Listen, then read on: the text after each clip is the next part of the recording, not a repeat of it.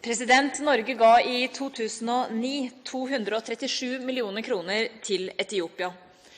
Totalt gir verdenssamfunnet nærmere 3 milliarder dollar årlig til landet i bistand. I 2007-2008 gjenopptok Norge bistandsdialogen med Etiopia, med den konsekvens at Norge fra 2008 har vridd bistanden stadig mer i retning av stat-til-stat-bistand, det vil si at bistanden går direkte fra norske myndigheter til mottakerlandets myndigheter.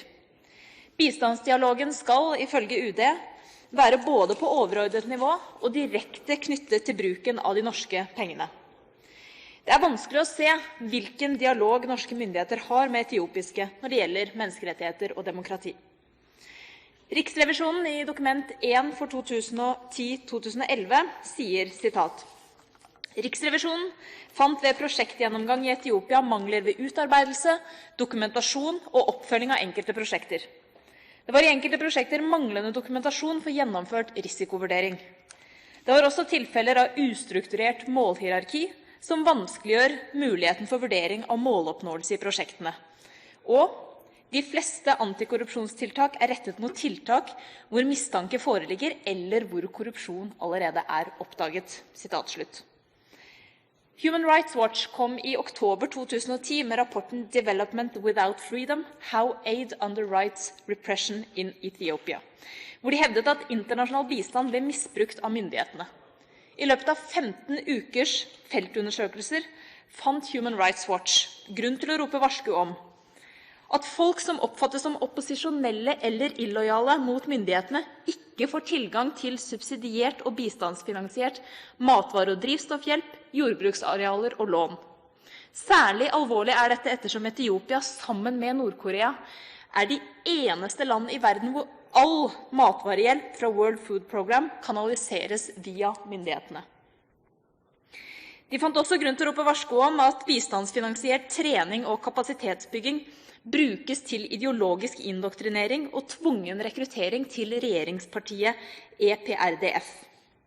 Human Rights Watch forsøkte å intervjue bønder som ikke hadde fått adgang til å delta i landets arbeid for matprogram. Resultatet var at bøndene ble internert og organisasjonsmedlemmene utvist. Mer generelt, de som forteller om den politiske undertrykkingen blir straffet.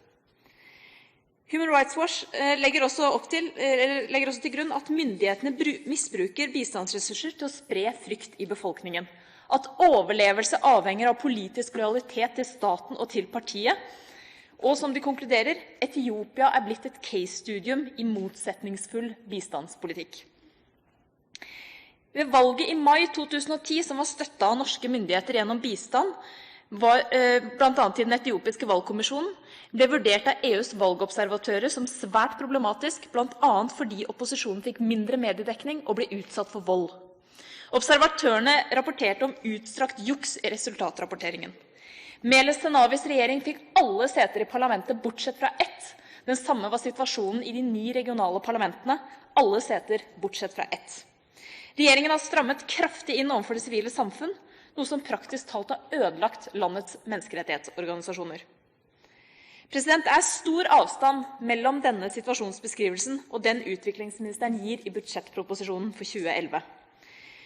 Det påpekes en problematisk menneskerettighetssituasjon, men proposisjonen ser ut til å legge skylden like mye på den undertrykte opposisjonen som på landets eneveldige hersker Zenavi. Det kan ikke være tvil om at det er et lands myndigheter som har ansvaret for å legge til rette for at det kan finnes en opposisjon.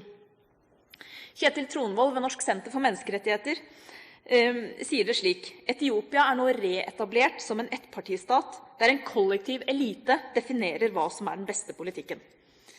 Budsjettproposisjonen påpeker også at den nye NGO-loven, som forbyr NGO-er med en viss utenlandsk finansiering, men det ser ut til at den eneste konsekvensen av denne påpekningen er at man flytter bistand fra frivillige organisasjoner og til de myndighetene som struper det sivile samfunnet.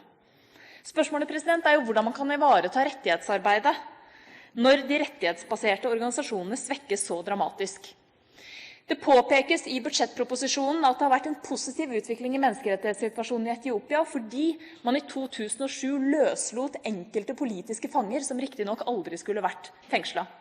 Men langt større betydning for menneskerettighetssituasjonen har det jo at de nye lovene som ble innført i 2009-2010 faktisk bidrar til å kvele det som måtte være igjen av sivilt samfunn.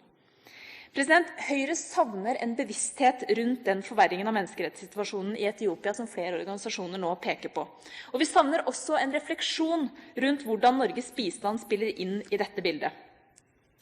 Human Rights Watch påstander er alvorlige og krever en grundig behandling. På et seminar etter framleggelsen av rapporten sa statssekretær Ingrid Fiskå at den demokratiske utviklingen i Etiopia er usikker. Men den er øyensynlig hverken usikker eller spesielt demokratisk. Og denne påstanden reiser jo spørsmål om hvor gode UDs analyser er når de baserer sin politikk og sine bevilgninger. Og hvor stor er den politiske viljen til å ta inn over seg ubehagelige påstander? I 2007 ble store deler av Norges ambassadestab kastet ut av Etiopia. I årene etter har mer og mer av norsk bistand til Etiopia blitt kanalisert via stat-til-stat-bistand, nettopp den bistanden som Human Rights Watch påpeker som særlig problematisk. Hvordan kan det forsvares? William Easterly setter i en artikkel i New York Review of Books 25. november i fjor fingeren på et sentralt punkt som gjelder generelt for bistand. Bistanden er blitt mer og mer løsrevet fra demokrati og menneskerettigheter. Og hvorfor er dette så problematisk? Tidligere statssekretær Vidar Helgesen, som nå er generalsekretær i IDEA, sa under MDG-møtet på FNs generalforsamling følgende: Demokratiske prinsipper om deltagelse, inkludering, regelmessige frie og rettferdige valg og et uavhengig rettssystem vil med større sannsynlighet enn andre styringssystemer gi utviklingsgevinster. Demokratisk deltagelse støtter utvikling på 3 måter. For det første, valg gir mennesker muligheter til å uttrykke sine interesser. Gjennom valg vil regjeringen bli holdt ansvarlige dersom de ikke hensyntar fattiges behov. 2. Demokrati forutsetter ytrings- og forsamlingsfrihet, og det gir i sin tur myndighetene informasjon om behovene, håpene og preferansene til fattige. Og 3.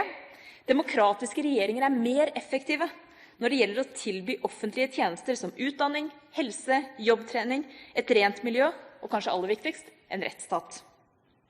Etiopia og Rwanda er de 2 sterkeste eksemplene på at demokrati marginaliseres i bistanden. Afrikas 2 i gåseøyne dyktigste statsledere manipulerer valgprosesser og duperer donorer. I den bredere diskusjonen om demokratiutvikling i Afrika har Helgesen gitt uttrykk for at han ikke er så bekymret for Kinas inntog i Afrika, rett og slett fordi Kina er stort og annerledes og ikke uomstridt i Afrika. Han er langt mer bekymret for hvilket eksempel land som Etiopia setter. De får svært mye internasjonal bistand, men de manipulerer valgprosesser og undertrykker opposisjonen. De kurtiseres både av vestlige regimer og av Kina, og det er selvfølgelig fristende som modell for andre afrikanske land. Det er mange giverland som i dag velger å se gjennom fingrene med etiopiske myndigheters knebling av menneskerettigheter og tilsidesettelse av demokratiske prosesser. Norge har en god praksis når det gjelder evaluering av bistand. Her skal bistandsministeren også ha ros for sin åpenhet, kanskje spesielt evalueringene av det Norge hadde av bidrag på Sri Lanka. Men Norge kan derfor med stor troverdighet ta initiativ overfor andre giverland for en koordinert internasjonal evaluering av bistanden til Etiopia i et menneskerettighets- og demokratiperspektiv. Og spørsmålet, vil regjeringen ta et slikt initiativ? Arbeid for demokratisering tar tid og vil ofte møte tilbakeslag. Jeg har derfor stor forståelse for at man må være tålmodig og ta høyde for at alle mål ikke nås med en gang.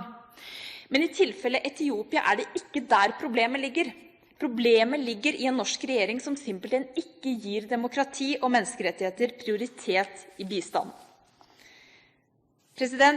Nylig ble det avholdt valg i Burma, med stor internasjonal og norsk oppmerksomhet om knebling av opposisjon og manipulering av valgprosessen. Opposisjonen fikk allikevel om lag 25% av setene i de ulike forsamlingene. Ved valget i Etiopia fikk opposisjonen under 1% av stemmene, og kun 1 parlamentssete i det nasjonale parlamentet og tilsvarende i de 9 regionale parlamentene. Likevel fremhever den norske regjeringen Etiopia som et eksempel til etterfølgelse. Det bør mane til dyp ettertanke.